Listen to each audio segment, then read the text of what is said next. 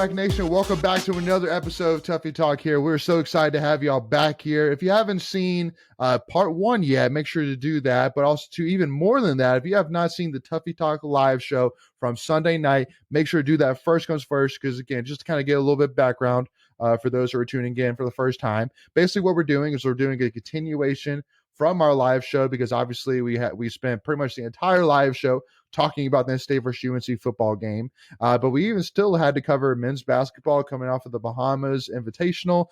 We still got to talk a little bit about women's basketball even as well. And there was so much tweets a week, because obviously Twitter was a doozy to keep an eye on over these last couple of days.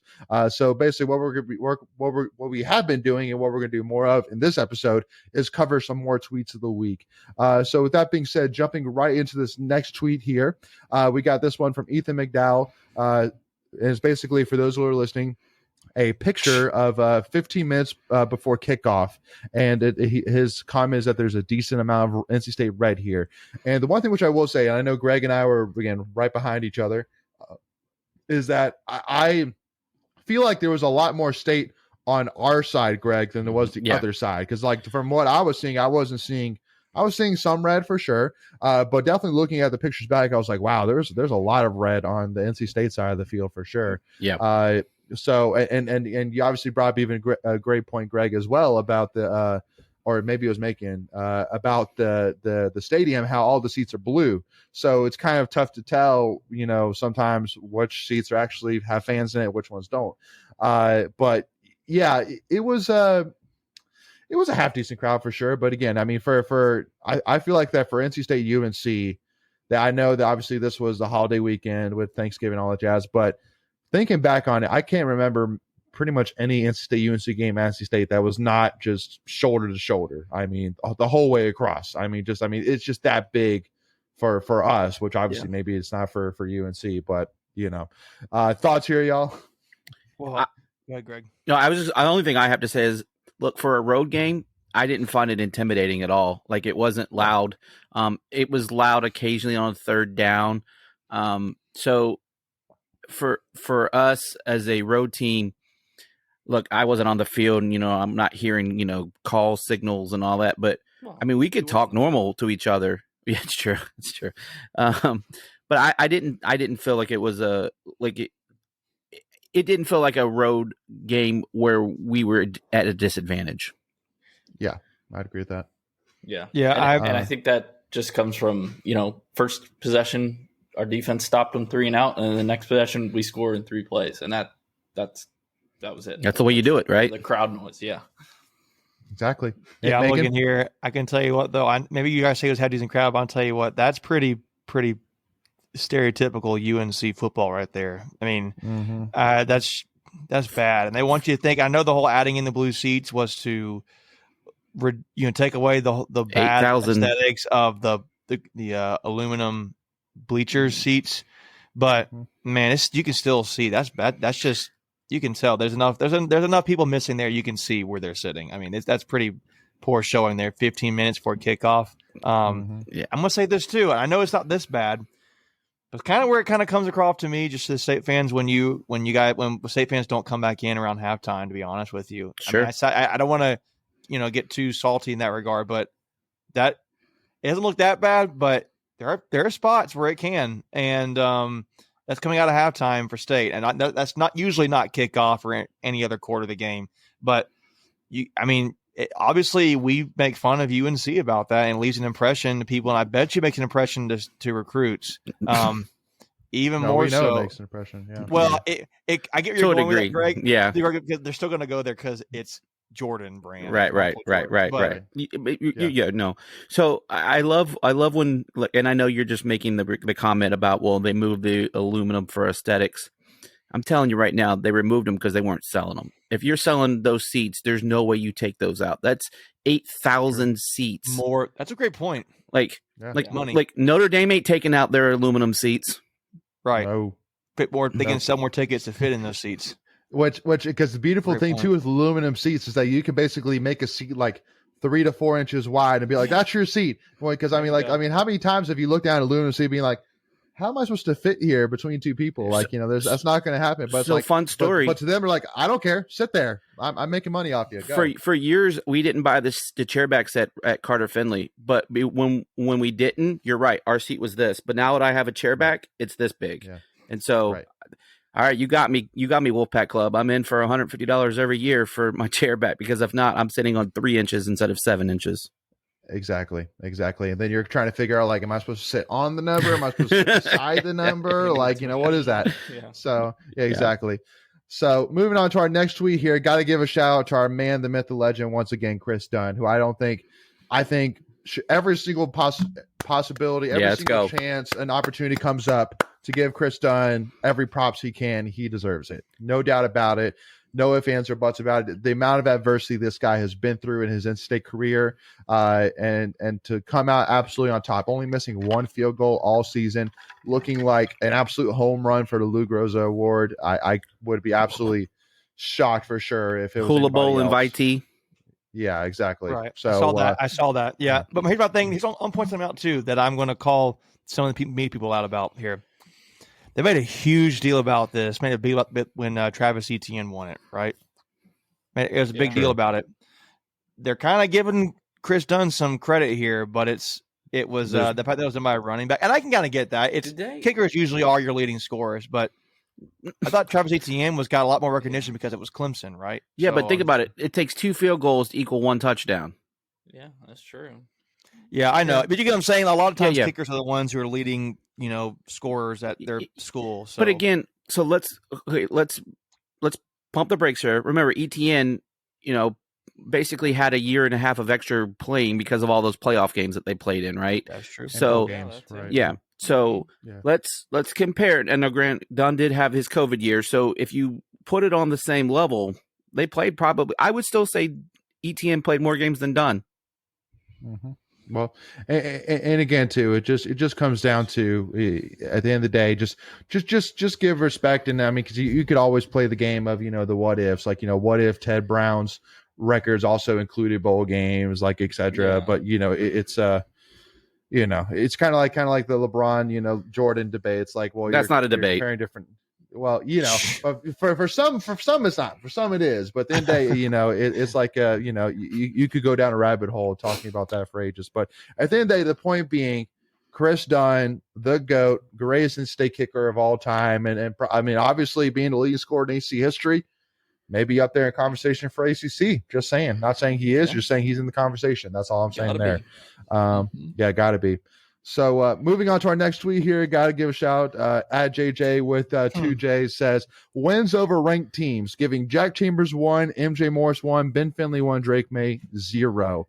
And obviously this comes with a little bit of a asterisk of a sort, because obviously there's a little bit of, how are we kind of grading this? Because basically, I guess what the thought of this is at the time, was the team ranked, correct? Basically, because Jack Chambers, he beat Florida State when Florida State was ranked. And they're still ranked. He beat Wake Forest when Wake Forest was ranked.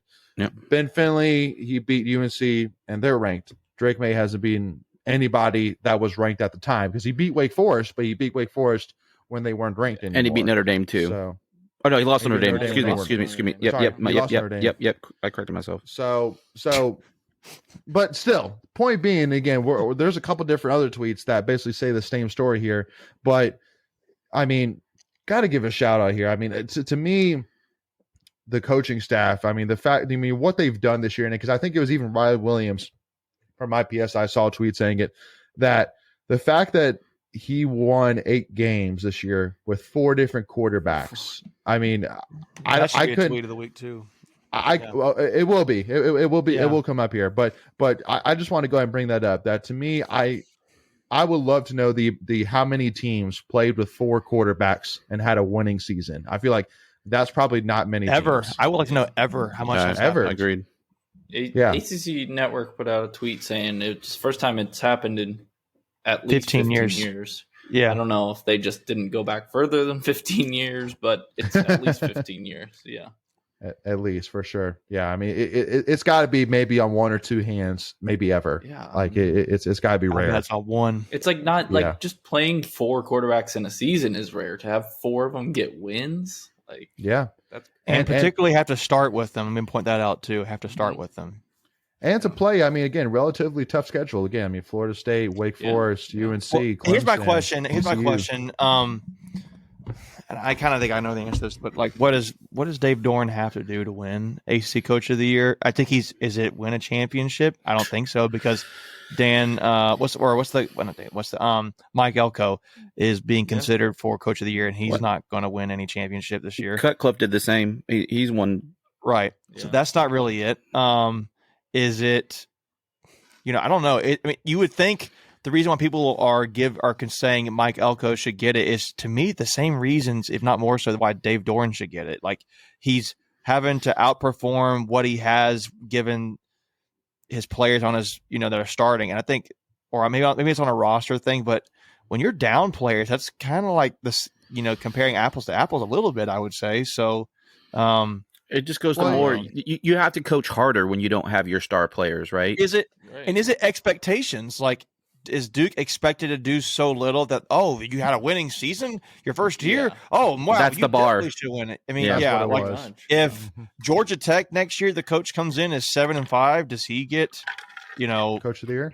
Coach of the Year? I mean, I don't know. I just think that's a silly way to judge it. I just think what's been the most impressive thing. I think you could even still argue that Dabo Swinney should win it this year. Other than after that loss, South Carolina, maybe not.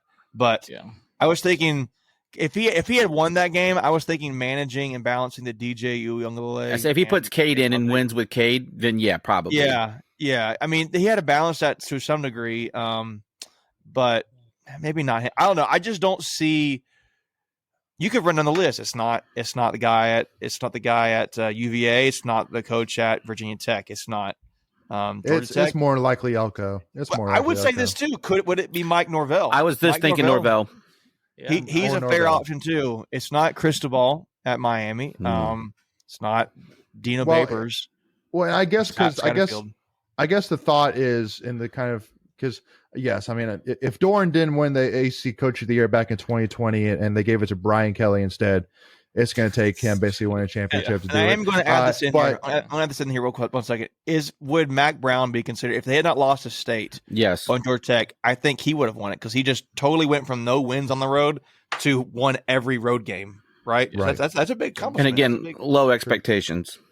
Well, because my point really with Duke compared to Florida State is Florida State had the talent to be good. It just took Norvell finally taking that next step and actually being good. I mean, but Duke, I mean, Elko took a program that was like, oh wait, Duke has a football program? Oh, I totally forgot about that. To being like absolutely crushing Miami's soul and dreams in Hard Rock, being formidable against UNC, beating Wake Forest. I mean, they're a good team this year. I'm not saying they're bad. I just think when you're comparing what have you done, what's been the biggest coaching, what's been the most impressive thing coaching wise we've seen, I kind of think it's more Doran and maybe Norvell, to be honest with you, more than Elko. That's just me. I guess my explanation in one sentence really is, with Norvell, you expected it and it finally happened. But with Elko, you had no expectations of him doing anything his first year, but he did a lot his first year for sure. Let me say this too. I think if State had lost that game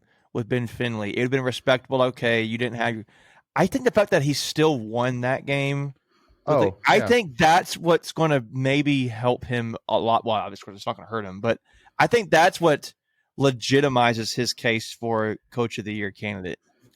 If Doran's not top 3 in votes, then there's another. They don't like Doran.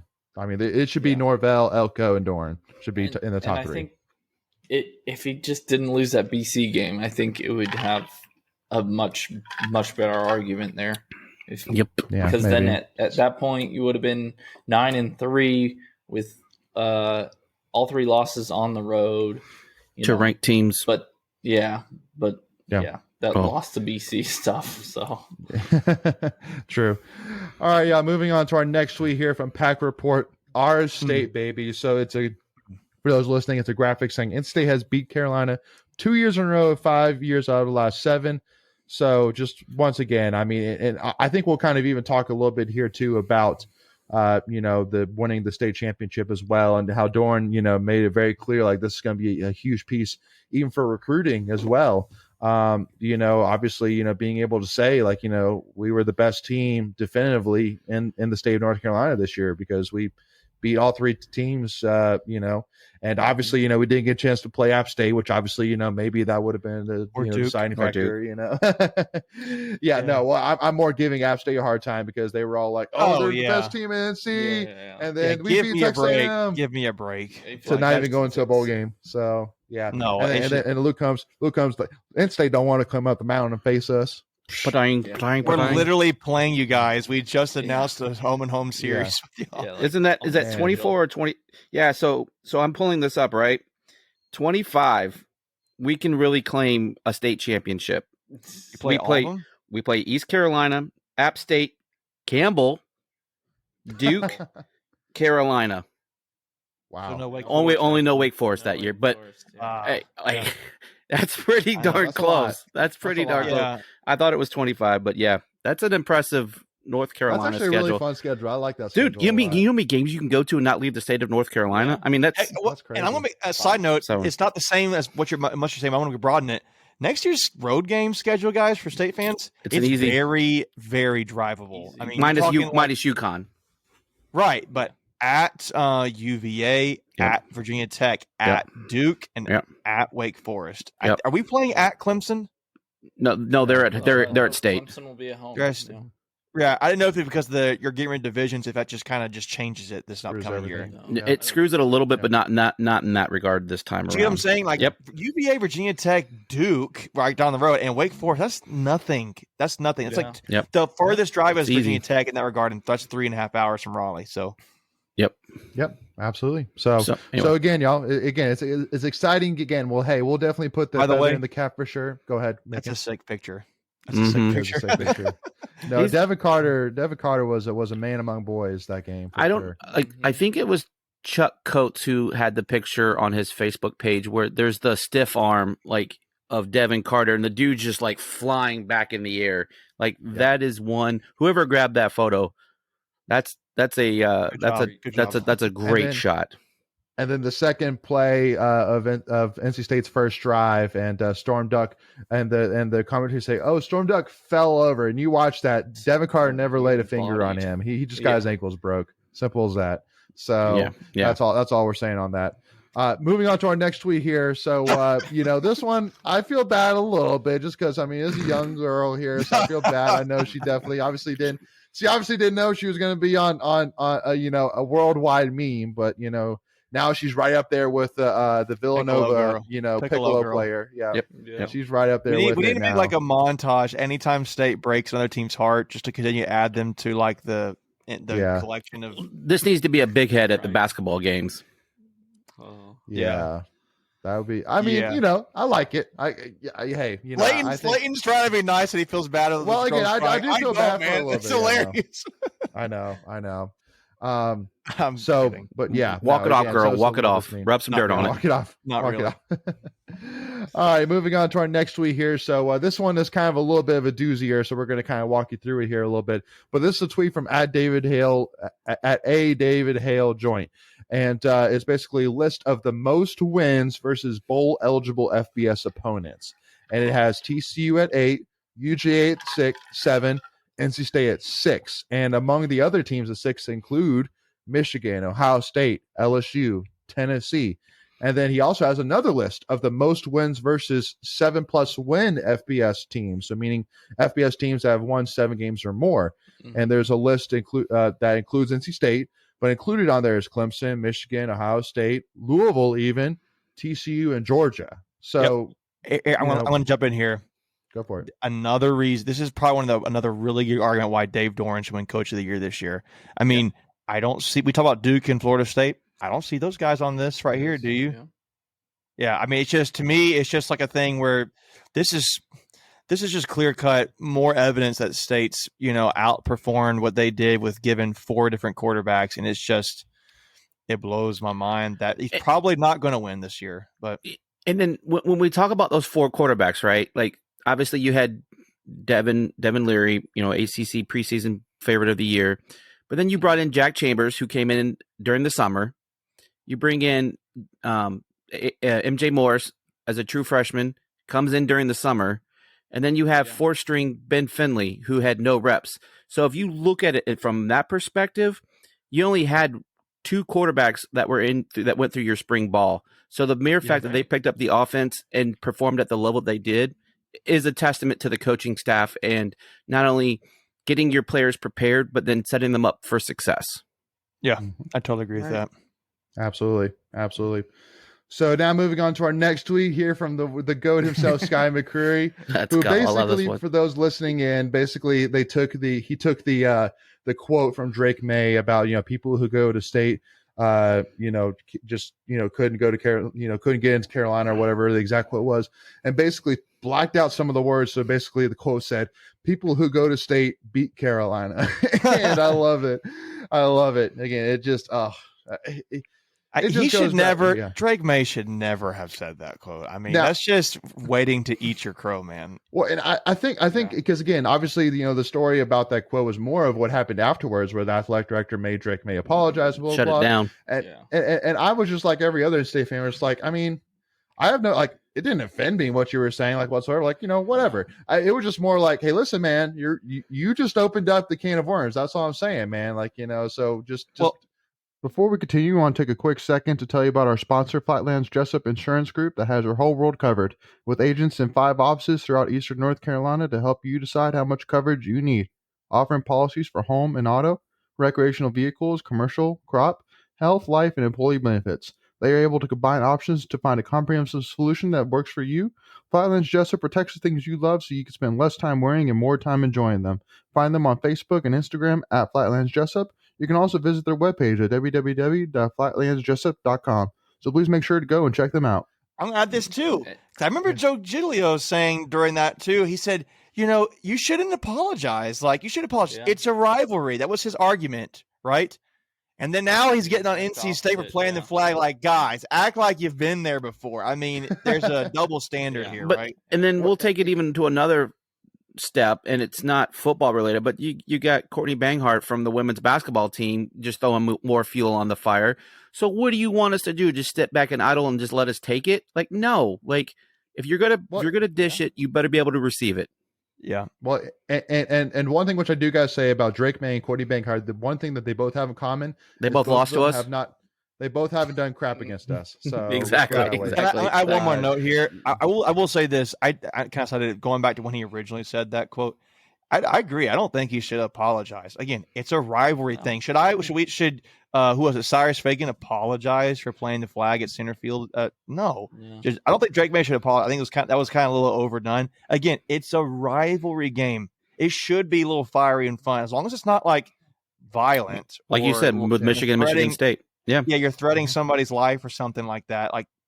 This is all fun and part of it. It makes it more fun if you get people more paying attention. So and again, like we said earlier, if you're not doing these kinds of things, it's not a rivalry. It's just a game. It's like you play Notre Dame once every 4 or 5 years. It will never be a rivalry because there's not that bad blood, the animosity.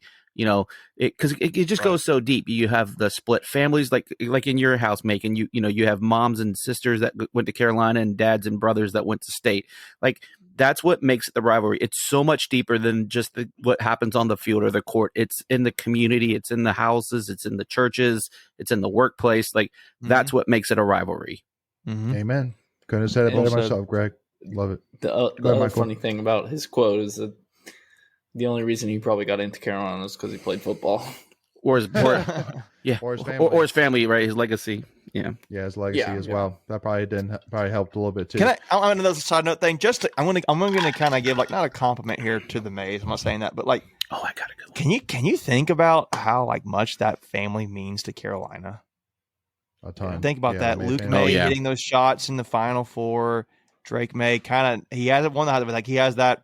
Stellar freshman year, their dad was a player. I just say this, almost like the Thomas family here. They haven't done family as much necessarily, but they could walk around and it's oh, you're a Thomas, I don't know. Yeah. So. Well, and and watch out for the whole family too. Obviously Tori and Terrence done a lot. Yeah, the daughters. But But Tori's daughters, I mean, they're just starting their in-state career, and they've started off with a bang so far. So we'll see what they could do. Just a small thing I thought about the other day. So one closing note: can we change this meme? Because I just came up with something, and I don't know if it's been said or not. Can we change this that those that can't play quarterback at Alabama go to Carolina? Well, he chose, like you're saying, but yeah. I love it. He blew it. I don't know the words blew it. He still had a Heisman campaign, but he definitely lost the state, and that's what makes me happy. Yeah, because didn't he originally commit to Alabama and then he changed it? He did. Correct. Yeah. He flipped. That's correct. Yeah. So moving on to our next tweet here. So we won't spend too much time on this, but Nate Irving with a little bit of his. This is underrated. This is underrated. I can hear this meme. Yeah. Because you couldn't get into Carolina. I love it. Yeah. So shout out to you, Nate, again. Just always loving the UNC shade. It goes way further than that. But can you go back for one quick second? Like even the colors are Carolina colors on the hat. Like that's like the best thing. That is like, funny. Oh, yeah, that's true. So that's a good little detailed catch there, Greg, for sure. All right, now moving on to this beautiful thing. So at Alec Lawyer, just wanted to show this just to talk about the beauty of it. I mean, all in the same day, you had NC State football beating UNC. You had NC State women's basketball putting a hurting on West Virginia. And then you had NC State men's basketball handily beating Manny Bates and Butler. I mean, what a beautiful day. If we could just wash, rinse, repeat this day every single day forever and ever. This would have been a fun parlay bet. That's true. Yeah. I would say, I'll say this too. The only thing that would make this a little better is if you could somehow throw in the UNC losing scores there. But heck, Duke too. But yeah, that's true too. Throw that in there. Can you argue that that's what? Minus a national championship. Can you argue that's probably one of the best days in state history for sports? Oh, history, that's a lot, but non-championship related. Well, like just combined everything together. I mean, right. In recent memory, sure. Yeah. Recent memory, sure. Because not only just two, I mean, that men's basketball game was huge just for more of us NC State really than from a national perspective. Just right. The fact that, I mean, how many teams have ever played, at least in the, obviously the recent times have kind of brought to it, but you're playing one of your former star players. I mean, that's an odd situation. Mm-hmm. So it's interesting. Yeah. Anyway. Yeah. Yep. No, good point, Greg. Absolutely. I think a lot of State fans, including myself, would agree with that for sure. It's definitely in the conversation, no doubt. Moving on to this next one here, got to give a shout out to Daniel Hicks and his family. For those who are listening, basically it's a picture of looks like, has the kick been kicked yet? No, I think he's lining up. So it's lining up for the kick, the final kick that he missed. He has. Did he? Scores 327. Yes, it has. Okay. I think. Well, no. Well, no, because it's. Oh, I get what you're saying. It wasn't final. It wasn't final yet. Yeah, it wasn't final score yet. Right. Yeah. It looks like fourth and blah blah blah. Yeah, he's walking out to the kick. So basically, just for those who are listening, it's the picture of the UNC kicker walking out for the field goal, and then it's these NC State kids holding up a fan, from the side of the TV. A motorized fan. Yeah, motorized fan. I love it. Go ahead. I'm sorry. They blew it the right direction too. Yeah, they did. The right direction. So for me, it went left. Yeah. For me, like, who hasn't yelled at a TV right when they're like shooting a free throw? Like, we know that it's not going to do anything. Yeah. Who hasn't sat in their living room and done this while they're shooting a free throw, waving their hands in the air? Like, who hasn't done that? These kids take that to a whole nother level. Like, I've yelled, I've moved my arms. They got a prop. They got a legitimate prop. Yeah. So for that prop, I give you props. Yeah, absolutely.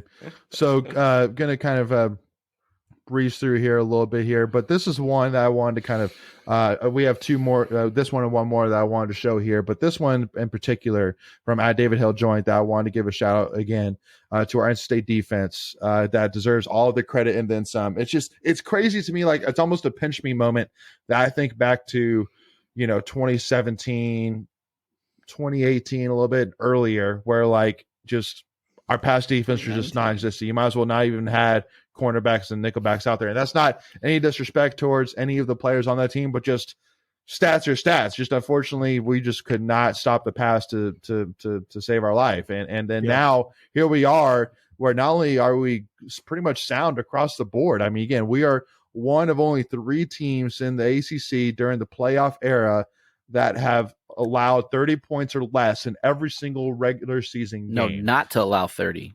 Not 30 or less. What did I say? You said 30 or less. Like no one got to 30. Clemson did 30 to 20. Clemson did. Did they? That stat's wrong there. Yeah. Because I'm not good at math, but that's the less than sign. Right. Yeah. No. Clemson got 30 or less. Gotcha. Can I add this? Do we have the tweet from Andrew Snedeker on here by chance that I sent? Maybe it was late, but okay, it may not be on there. We can go back. But it was It's fine. It's gonna add into it's a lot of good tweets there. I know, there's a lot of good ones. But it's going to. He had a tweet. He said NC State's defensive ranks this season, scoring defense was averaging a 19.7 points per game, is first in the ACC and 16th nationally. Yeah. Total defense. Total defense. They're averaging 325.7 yards per game, which is third in the ACC and 22nd nationally. And then finally, rushing defense, they are allowing on average 102.8 yards per game, which is third in the ACC and 10th nationally. And he finishes up this point here. He goes, this team had the potential for an elite defense, and it had one. I would also like to know, where we ranked in turnovers, in turnovers forced, because I feel like we had a lot of turnovers this year. I would say interceptions, because we were leading the ACC in interceptions too, right? So we had another one against Carolina, right? Yep. That's my only pain point with the defense. It just seems like for some reason with just our Tony Gibson defense, we just cannot force fumbles. I don't know why. Weird. But I am absolutely nitpicking right now. But that's the only point in which I brought up. So fumbles is also a lot of luck too, because literally it's just the way the ball bounces when it hits the ground. I'm gonna get this too. I want to get some credit here. I think we were getting we were rightfully so, fairly so early on this season and recently concerned about State's ability to pass rush, right, and get pressure on the quarterback. I think they did a really good job against Carolina doing that, guys. To give some credit to Davin Van and CJ Clark and the last couple of weeks. The last couple of weeks we got the last 3 games. I think that's a product that steadily improved, or a unit that steadily improved throughout the season. I 100% agree with you on that. 100%. So now we get the honor of trying to pick one more tweet to kind of highlight here. So I guess probably that one. Yeah, we'll do this. Man, there's so many good ones on here, guys. There's so many good ones, I know. But then, Dave, we can't. We got to end this eventually. But I think this is kind of the biggest thing, because for me too, like a lot of people, I don't think talk enough about Jack Chambers. And in fact, I know against UNC he had his fumble, and obviously, that was such a good play though. That was a good play though. That guy put the helmet right on the ball. Yeah, it was. Well, and again, my thing too is that it works. The first touchdown was Jack Chambers play, and and at the end of the day too, this is a guy that was a 5-year, actually more than that, 6-year, actually probably 6 or 7 year, year college football player. So you had all the faith in the world that he was going to be able to make the play, and just like Greg said, it was just a great play by the UNC defender to force that fumble. But it's just crazy that right now at NC State, we're QBU. We literally have 4 guys on this picture right here: Jack Chambers, Ben Finley, MJ Morris, Devin Leary. All 4 of those guys could easily be a Power 5 starter at any other school. I think there could be a school out there that would easily love to start any of these guys. And we have all 4 of them in the quarterback room, and all 4 of them played this year. All 4 of them played well enough to win at least one big game for us, for sure. So again, just got to give a shout out to all of these guys for what they did, stepping up and doing their part to really save what could have been a disastrous season for us. Go ahead. I got a quick note to go before we go back. I want to talk about this too, but I don't know about the stats. I think I mentioned interceptions. Where does State rank nationally? State is 3rd nationally. In interceptions. Wow. So just a reference. Now, what was the one you were looking at, Greg? And I'll look at it while you're talking. What's that? Were you curious about? Oh, nationally overall for turnovers forced. Okay. You talk and I'll look it up. So, yeah. For me, not only did these guys win a game, they won ACC games. It wasn't they beat some FBS team, because that's the easy FCS route. Team. Yeah, FCS. Excuse me. They won out and at least each won one ACC game, and then just one. Yeah, because Finley just got the one win, but we were close to each of these guys getting 2 wins. 2. Yeah. I mean, Ben Finley was right in there with Louisville. A couple plays each way, and that could have gone a different way. And so, yeah, 100% agree with you on that. Yep, found it here. State tied for 31st. Okay, the fumbles is what hurt us. Yeah. There's some other well, it's funny because you look here. There's one. There's nobody listed for second because there's a tie for first. And there's 3, 4, 5, and then there's 9 and 15. So some notable teams tied for 31st with State. Tennessee, South Carolina, and Appalachian State. All right, interesting. So, but yeah, really great defense. Salt's getting that. Really great defense. Absolutely. And again, it's something to build off of too. And because again, a lot of those guys that you saw making big plays, Davin Van, Devon Betty, Jordan Poole, Aiden White. I mean, these are young guys that you're going to see in the red and white next Price. year. And because one other point as well, which I want to kind of wrap up this episode with here, is that we have seen in the last couple of days a plethora of players from ACC schools specifically that have been leaving left to right. I mean, there's probably been 4 or 5 at least in the last 24, 48 hours that have announced their name in the transfer portal, and the Georgia Tech had crazy. It's going to get wilder, guys. It's going to get crazy. But the thing which I love is, I mean, and I truly do expect is that, again, you didn't see that happen during last year's offseason. And I mean, you're expecting more. I mean, unless things change, which it definitely might. That hopefully, French State, it's kind of the same thing. I mean, because Wake Forest even too. Sam Hartman basically publicly said, "I'm ready to get the heck out of here." And wait, so really, what did he say? Yeah, I mean, basically, they basically asked him if he's coming back for another year. He said, "Heck no." Yeah. He said that? And not so many words under his breath. Wow. It was kind of like a heck no. Yeah. Wow. Yeah. No. So again, it's just like I'm just saying here that at the end of the day, those people who are wanting to fire Doran, who are you going to bring in without absolutely unloading the bank that is going to do anywhere near what Doran has done so far? And by the way, it's going to take you probably 3 to 4 years to get back to where Doran's at right now. Yeah. Exactly. It's simple as that. So love it. Well, y'all, again, obviously, we didn't have an opportunity to talk much about women's basketball here, but obviously we're still way early in the season. There's only really one main game talking about, which is the UConn game. But I think they got Iowa coming this week. Exactly. So we're going to learn a lot more then. And so probably what we'll do is next week's live show, we'll spend a lot more time talking about women's basketball once we really get more of a gauge from the Iowa game, especially when you look at last year. The last year's early game against South Carolina. That's not the team that we saw later in the season. So, to the UConn game, we'll say, let's see what happens against Iowa, and we'll go from there. We'll spend more time next week.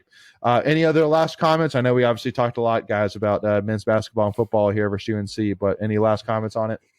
It's been a great week to be a State fan. Let's keep it going. Yeah, that's amen to that. Yeah, I'll just say that was, again, it's one of the most I've had the most fun one of the most fun times watching a game and taking in a football game for State this weekend. I mean, I know that this weekend was Friday, but man, I just had a lot of fun watching it, and I'm still having fun just enjoying. Like, man, we won that game. Like, and we had no expectation, and they did it the way we did it, beating Carolina, who was again so overrated, full of themselves with Drake May, and he was. I mean, he's. Like one tweet we didn't show, it was a joke. And I think Drake May is going to be a really good quarterback. So, but for sure, there's one tweet that was going around that had a Photoshop of Drake May's face on a cell phone. And sometimes when you get those phone calls from like potential fraud or potential spam. Yeah. Like, I mean, like you did that. You exposed the guy by one, an elite defense, but two, you literally your scout team quarterback outplayed him. Yeah. So I don't know. I just had the most fun watching. I don't know if that's the right way to say it, but I just had so much fun watching it, guys. It was. I've had a smile on my face since Friday, and it hasn't gone away. Yeah, I'm still having fun enjoying this one. And I probably will have this smile until NC State basketball breaks my heart, in some kind of fashion, right? Because we know it's going to happen as a State fan. I really think this is usually when if you beat Carolina, like last year, it's maybe like last year you kind of thought, yeah, but for whatever reason this year, I think if we still lose, I'll be like, I can still look back, but that win was really nice. We can look back to the good day. We can look back to the good old days.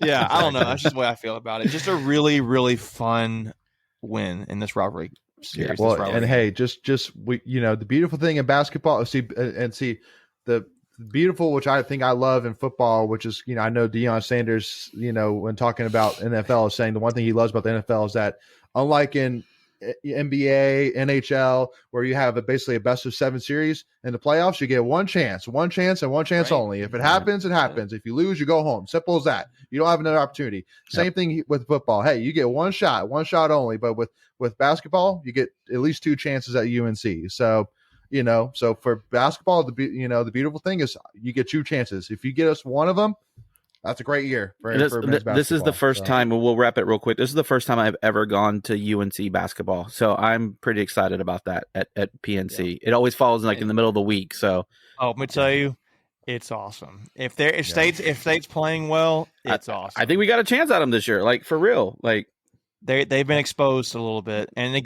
granted, it's not March yet, and they'll probably figure it out. But man, Layton knows. Oh, yeah. We were at that TJ Warren game with what was the guy's name? Marcus Page. That was a heartbreaker, but the year before that was awesome. Yeah, it gets lit. With the new AP poll, Houston's the new number 1 team. It's the first time they've been number 1 since 83. UNC, I've never seen UNC get crapped on. Yeah, I like it. And we're if you really want to get cray.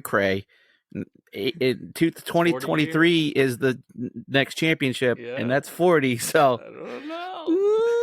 We're getting ahead of ourselves. So what we're trying to say is State is going to win the national championship. Hey, since Kins isn't here tonight, yes, I will step in for her and say we're winning a natty. Yeah, love it. All right, y'all. I hope y'all had as much fun as we did making this, for sure. Again, we could talk about this forever and ever, but definitely at some point got to pause it at least here. But we'll continue to have this conversation here. What's up? What's that? That picture is just so funny to me. Yeah. Oh yeah, no, I love it. But make sure again, Wolfpack Nation, if you haven't already, again, hit that subscribe button, hit that notification bell so you don't miss out any of our episodes. And especially too, now that we've gotten into men's and women's basketball and also even wrestling season as well, we're definitely going to be doing some more watch parties here. So to make sure you don't miss out on those, make sure again hit that notification bell, which is free to do. And also, if you enjoyed this episode, hit that like button. And also, too, if you haven't already, give us a follow, Tuffy Talk Now on Twitter or Instagram. But thank you all so much for joining us. We really appreciate our support. And as always, go Pack, baby. Go Pack. Let's go Pack.